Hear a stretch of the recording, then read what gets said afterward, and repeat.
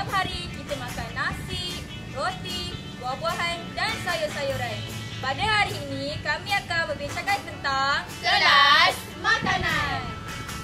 fungsi makanan ialah dapat membekalkan tenaga, Membekalkan bahan-bahan untuk membangkit cita rasa serta membina sel-sel baharu dan mengekalkan kesihatan.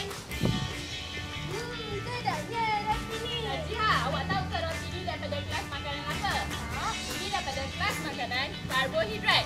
Makanan yang kaya dalam karbohidrat membekalkan tenaga kepada badan. Terdapat 4 kumpulan karbohidrat iaitu gula, sumber pada gula ringkas dan gula kompleks, nasi, glukosa dan glikogen. Nyam-nyam-nyam, sedapnya. Protein. Fungsi protein dalam makanan adalah untuk memegalkan asid amino bagi membina sel-sel dan membangkiti sel yang rosak.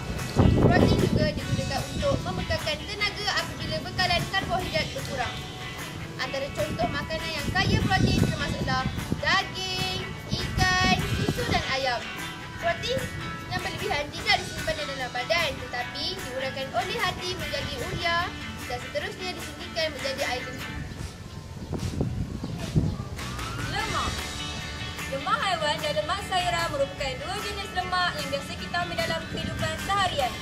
Makanan yang mengandung lemak adalah seperti mentega, keju, minyak sawit dan coklat. Lemak membekalkan tenaga 2 kali ganda lebih berbanding karbohidrat bagi setiap gram makanan. Lemak terdiri daripada unsur oksigen, nitrogen dan hidrogen.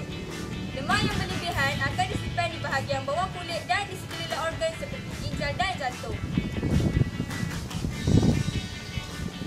Vitamin. Vitamin merupakan dalam kuantiti yang kecil untuk mengekalkan kesihatan.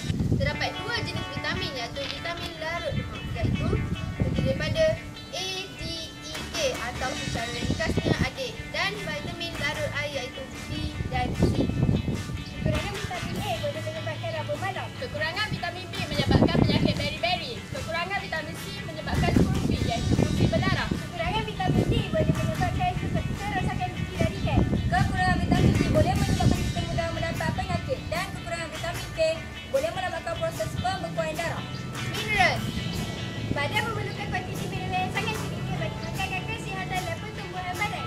Mineral mempunyai kepentingan yang tersendiri seperti Kalsium. Kalsium diperlukan untuk pembekuan darah serta membentuk tulang dan gigi yang kuat. Kepentingan yang kedua ialah Phosphorus. fosforus diperlukan bagi membantu pembentukan gigi dan tulang. Kepentingan yang ketiga ialah Iodine. iodin diperlukan bagi membantu galangan urat berfungsi dengan baik. Kepentingan yang keempat ialah Natrium. natrium diperlukan bagi membentuk plasma darah serta mengekalkan keterapan membran. Kepentingan yang kelima ialah Besi.